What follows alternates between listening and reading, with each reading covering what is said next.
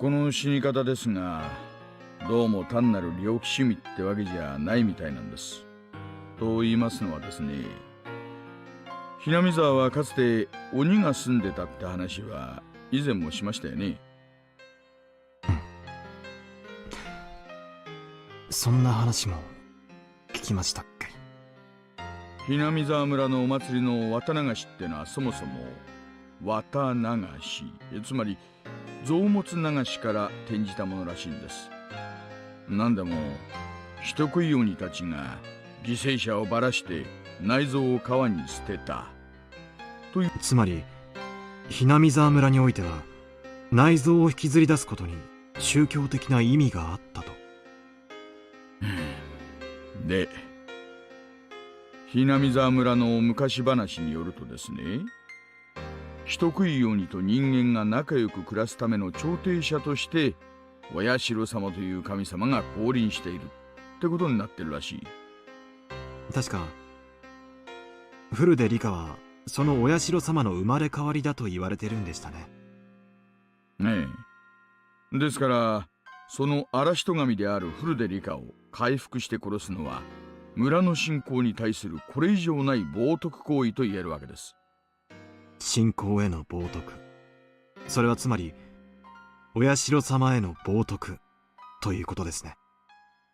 あとは赤坂さんも知っての通りです。お社様のたたりが起こるのはその晩のことです。ひなみ沢大災害。The official explanation was that some swamp upstream erupted with toxic volcanic gas, which enveloped the village. 発生した沼は鬼ヶ淵沼と言いまして、ひなみ沢村の旧名鬼ヶ淵村の名前の源となった沼です。村の言い伝えではこの沼の奥底は地獄につながってるそうで、かつて村にやってきた人食い鬼たちはこの沼から訪れたのだとか。できすぎですね。いやいやいや、まだまだできすぎてますよ。村には伝承がありまして、お社様がお怒りになられると地獄の釜が開いて正気があふれ出すなんて言うんですよ。村人にとって地獄というのは沼の底のこと。つまりそこから正気があふれ出して村を襲うということ。そう。つまり古出理香子とお社様の生まれ変わりが冒涜される殺され方をしたので、お社様がお怒りになってたたりとしてあの大災害を起こしたと。そういう話がまかり通っちゃってるんですよ。つまりあの大災害は人為的なもの。確かに話ができすぎてますからね。お社様のたたりが実在せず本当の偶発的事故でもないってんなら、そう疑いたくもなりますよね。A wry smile formed on Oshi's face as he listened to my absurd take on things. He wore an expression as though, even if it were absurd, there was a time he had thought the same thing as well. 村の信仰をめぐって狂信的な一派があったと仮定し、彼らがお社様のお怒りがあるような状況を作り出し、大災害を実行してみせた。もちろん私は笑いませんよ。私も一度ならずともそう考えたことはあります。ですがひなみ沢村がいかに小さい村とはいえ人口は1000人以上、それを一夜にして抹殺するなんてどう考えても現実的じゃないです。The gas eruption was believed to have happened around 2 a.m., several hours before dawn. In that short amount of time, going around and killing all the villagers in a way that made it look like poison gas didn't seem feasible at all. ガスの発生した沼もまた宗教的な意味がありましたよね。だとしたら沼に何か仕掛けがあって神の裁きをいつでも再現できるような何かがあったとか。自衛隊の発表では沼が発生源だということになってますよね。調査チームとかが詳しく調べた上での発表ですからね。そんな仕掛けがあったら見つけてると思いますけどね。沼そのものに仕掛けがあるとは限りませんよ。ほら、聞いたことありませんか？遠くの泉の水が枯れたら村の泉も枯れたなんて昔話。何ですかそりゃ。水源ってのは地下水脈等でつながっていることが多いんです。沼や泉はそれが地上に露出した部分に過ぎません。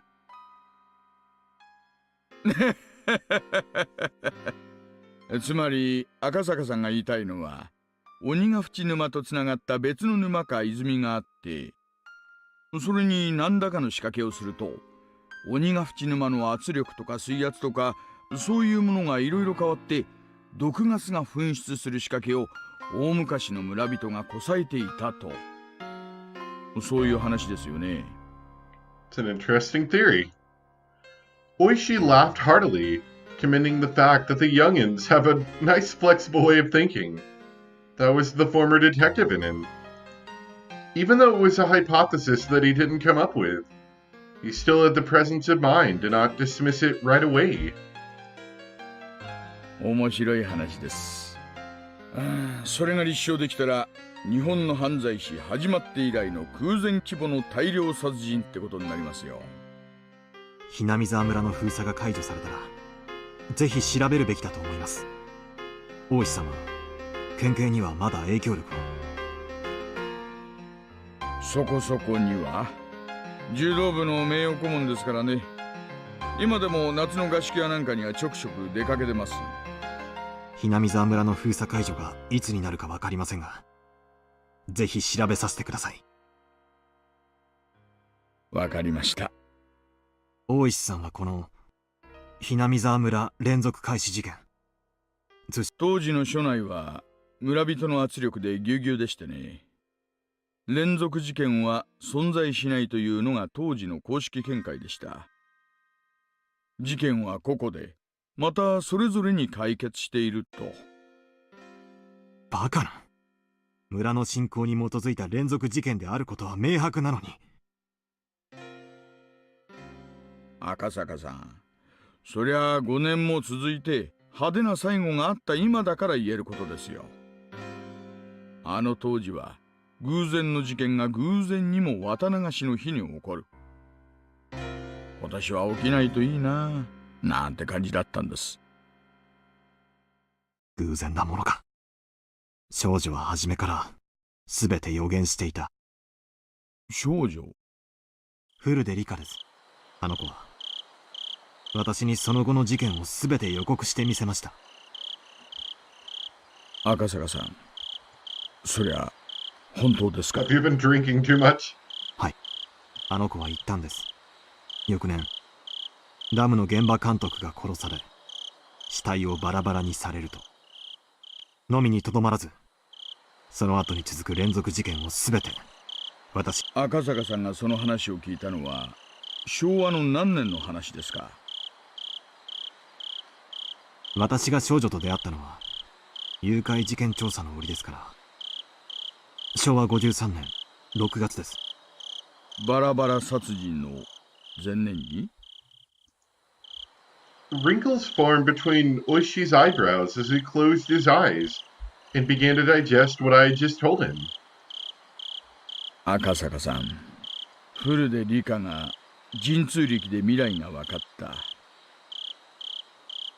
はい。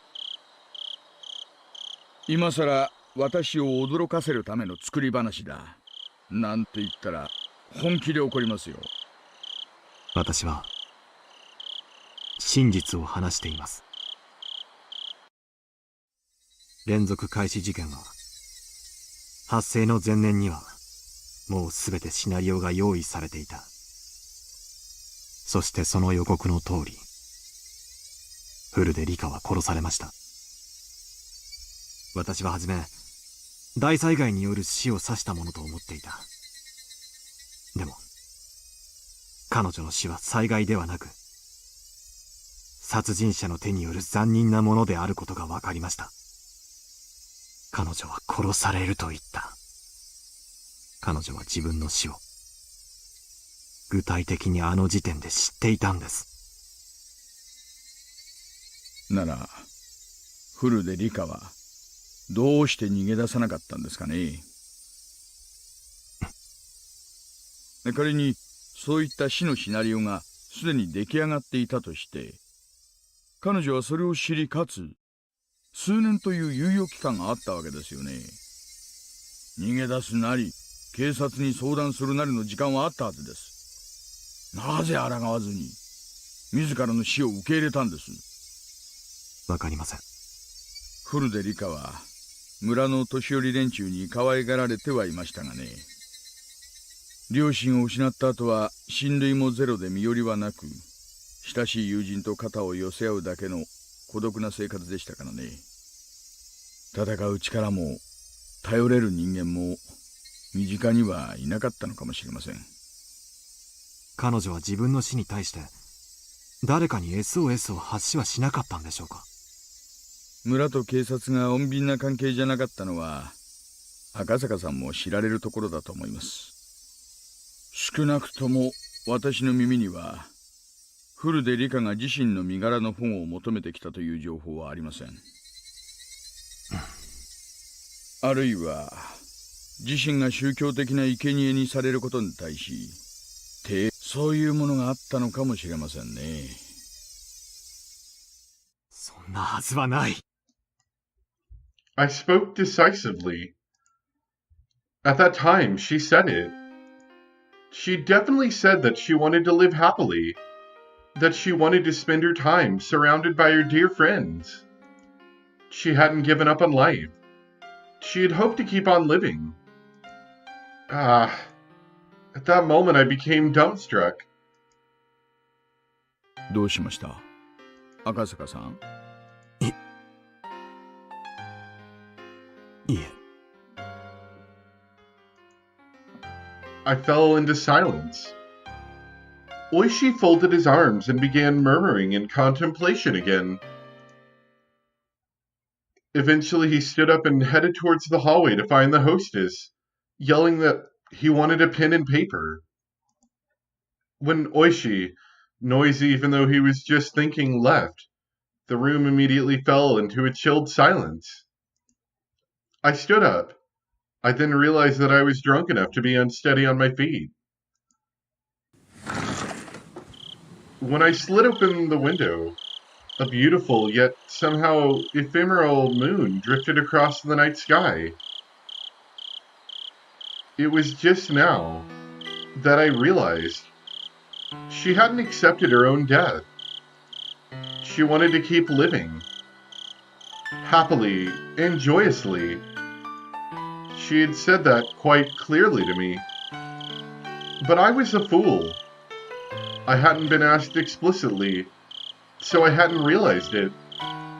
She had made it clear as day that she didn't want to die. Wasn't that her cry for help? Yeah, I was thinking she might have been asking you.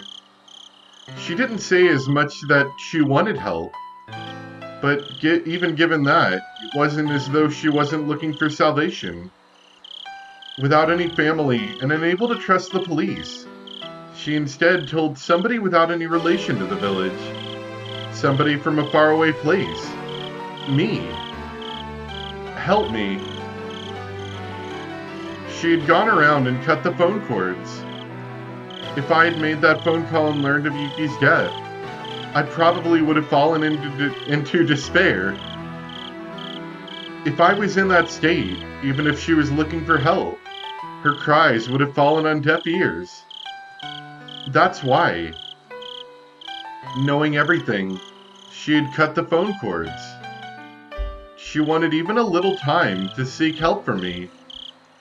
Oishi, just before now, had lamented that one of the younger officers had gotten mixed up in a case, having been erased because he wasn't there. I was feeling the same way. If only I was there in June of 1983. I could have protected her. In 1983, it would have been 5 years since the kidnapping took place. while raising the only daughter Yuki had left me, putting all my youth and passion into my work, honing my wits and courage wrestling with difficult cases. Nothing like my failings during the kidnapping incident would have occurred. I wouldn't have been slow to react in a one-on-one fight, and by that point I jumped into foreign mafia-run gambling parlors where I'd learned to deal with automatic weapons, let alone handguns. I'd grown so much in that in 1983 I couldn't have been even compared to how I was in 1978. That's why, if I was by her side, I should have been able to save her life. No matter what conspiracy or foul plots drew near, I definitely would have protected her. She, even though sounding resigned, should have still been able to ask me for help. I just didn't realize it. I couldn't realize it. Just as I wouldn't have realized it if I was told of Yuki's accident. I wasn't able to realize it. I wanted to cry. If I had taken her words to heart, I would have prevented Yuki's accident. And I would have been able to protect the girl to whom I'd owed a debt from even a predetermined death. She must have been expecting that from me.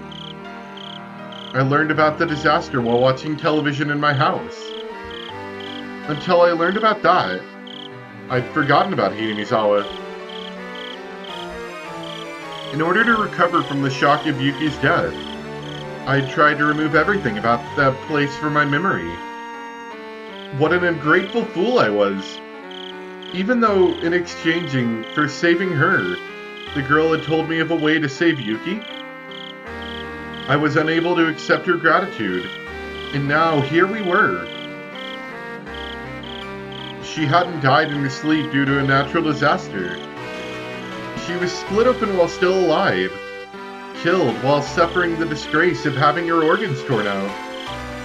She must have known beforehand that on that day, on that year, she would have been killed in such a terrifying way. But even knowing what end awaited her, she was all too weak. A lone girl, without anyone to rely upon, unable to seek help, had to swallow her own predetermined death, and left this mortal coil.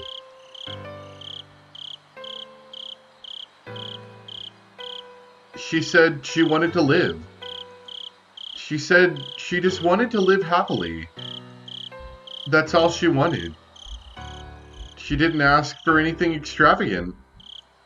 For any person that was ever born, it was the very basest of desires. She never said a peep about wanting money, or that she wished she was in someone else's situation. She had said it. That if all debts were preordained, then hers was probably also all according to plan. She might have been a lone, frail girl, but I don't think she would have accepted it all without at least putting up a fight. There must have been, in some small way, some form of resistance that she mustered. And with what she could muster, seeking my help was part of that.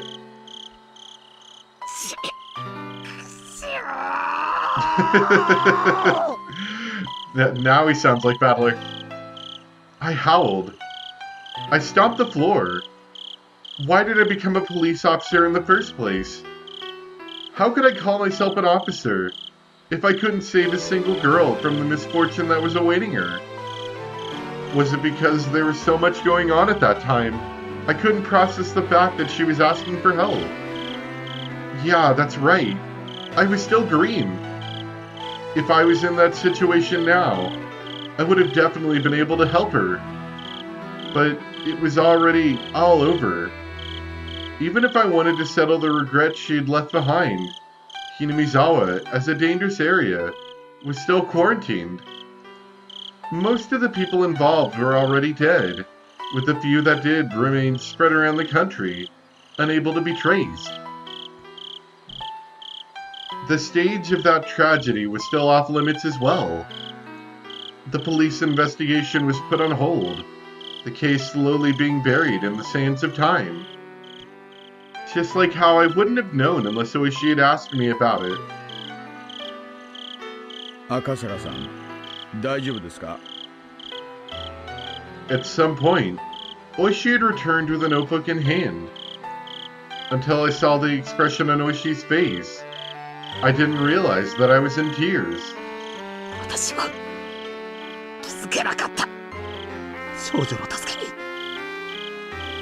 気づけなかった。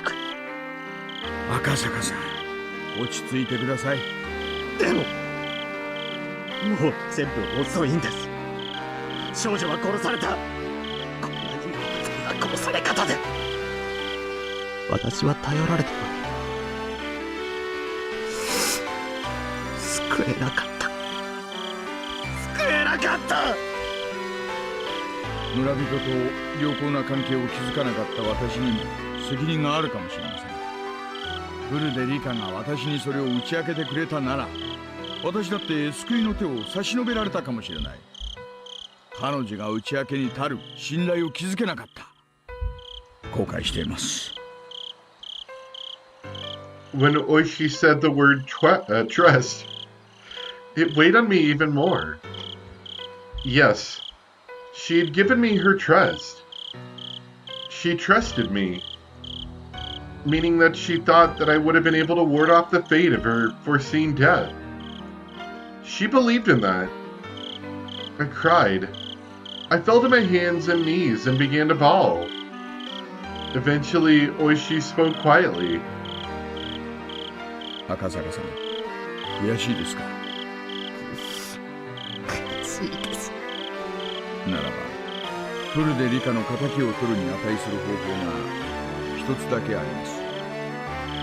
その方法があるんですかOishi showed me the pen and notebook. フルでリカの死を悼むために、せめて私たちで真相。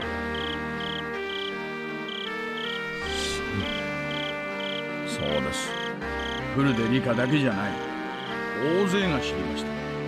彼らの無念は計り知れません。でも彼らの死はあの大災害でうやむやにされ、今は捜査すらされることなく忘却の彼方に葬られようとしています。大勢死んだ。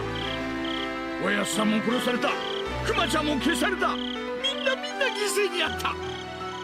なのに警察は捜査もできないでいる。誰に無念が晴らせるのか。私たちだけなんですよ、赤坂さん。私たちに真相が。ええ、明かせますよ。連続開始事件の全ての現場を踏み、村の裏事情に精通する私と、連続開始事件の前年にフルでリカから重要な真実を明かされたあなたとなら。でももう死んでしまったんですよ。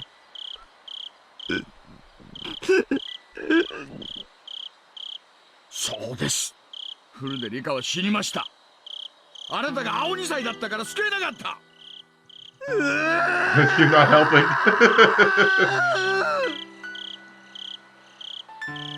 Oh, you need to back up a bit, Oishi. I'm having a moment here. Oishi grabbed me, who was a wreck, and lifted me firmly by the lapels. だからその償いとして真相を究明するんです。あなたの話が事実なら、全ての事件は計画ということになる。そうならば調べ方は全然変わってくるんですからね。私は今夜をかけてあなたと私の持つ全ての情報をノートにまとめ、明日の朝一番で元の部下たちと連絡を取るつもりです。あの事件を終わらせるものか、絶対に暴いてやるんです。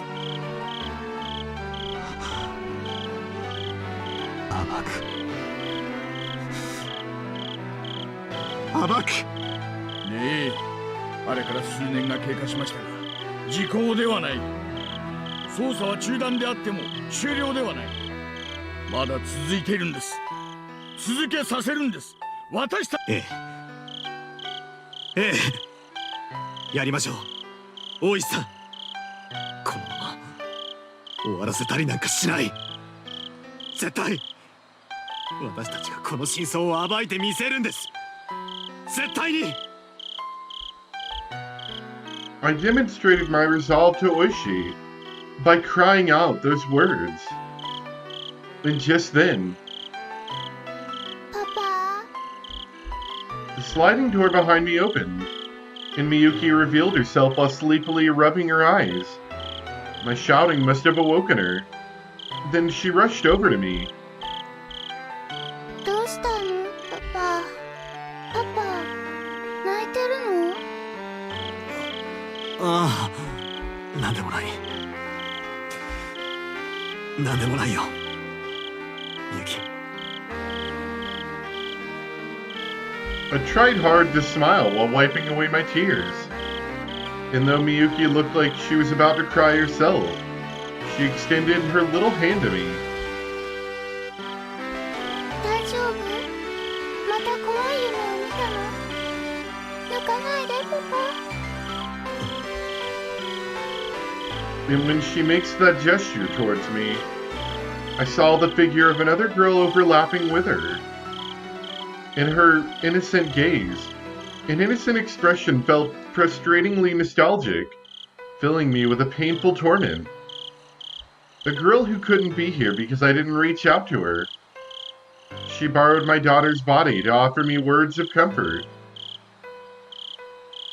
赤坂、泣かないでくださいなのです。 It might be a hallucination. Maybe a convenient illusion formed from my selfish dreams. However, that was her voice. I'm certain I heard it. Rather than blaming me for my mistake, she was compassionate. 泣くものか。泣くよりもまず私にはやるべきことがある。みゆき、パパはね、お前が生まれる前にひなみ沢ってところだ天使みたいな。天使？本当に？ああ、可愛くて優しくて、みゆきにも会わせてあげたかったな。 Right. That's already an impossible wish. That future is already gone. Yeah, she's dead now. じゃあみゆき、その子とお友達になりたい。 Good luck with that, kid. 楽しみだな。今度みゆきも連れて行ってね。ひなみ沢に。 Yeah, let's not go there. A lot of people died. Even so, there's still something I can do.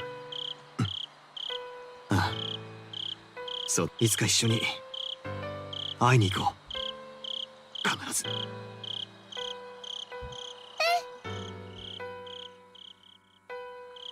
Someday, I'm sure, we will see her again. That summer, the Higurashi cried in Hinamizawa. Oishi and I vowed to bring the truth of the case to light and stood up. Everything ended in 1985. I, at least wanting to apologize, had searched for her grave.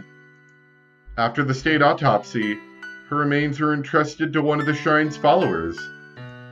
In the future, when the quarantine on the Hinamizawa area was lifted, they would be returned to her family grave. However, unsure who exactly took the remains of Rika Furude, until today I couldn't even apologize to her.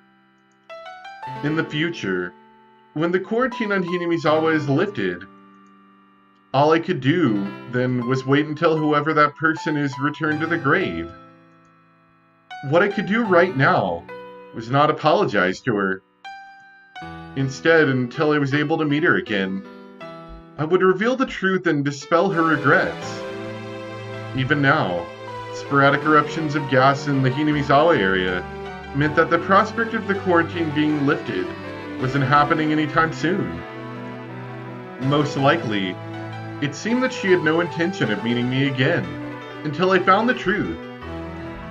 That's why the quarantine wouldn't be lifted, or so I thought. Until the day I grasped the truth. It was the following year. Oishi and I co-authored a book on the string of mysterious deaths leading up to the great Hinamizawa disaster. I decided on the title, Higurashi, When They Cry. That was because for those few days I was in Hinamizawa, the sound that I remembered the most was the cry of the Higurashi. I could only wish that based on this book, those people involved with that incident could refresh their memories and bring to light a new truth. And more importantly, that nothing like this ever happens again. I wrote this in the afterword.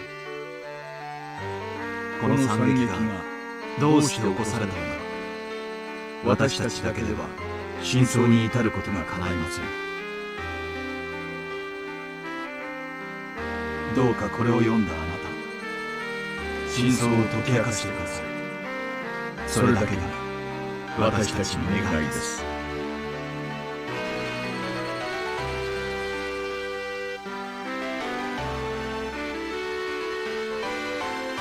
This year, the quarantine on Hinamizawa still hasn't been lifted.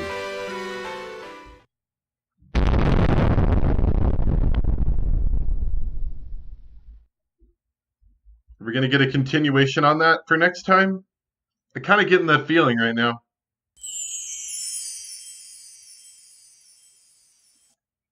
All right. Our only wish. And then eventually someone ported it onto a computer. All right, so that's pretty much the story. We've got... I didn't actually mean... Okay. We've got the all-cast review session, which we'll do next time. Do some final thoughts. I'm a little bit tired at the moment, so this would not be a good time for that anyway. But we'll do that next time. As usual, if you have any questions, feel free to submit them, and I will attempt to answer them, or at least give my thoughts on them whenever we do that next time. It's pretty interesting, though. Especially, considering that we finally had a story perspective from not Keiichi and his stupid ways of dealing with problems. So anyway, hope you guys enjoyed, and I'll see you next time for some more Higurashi. Bye!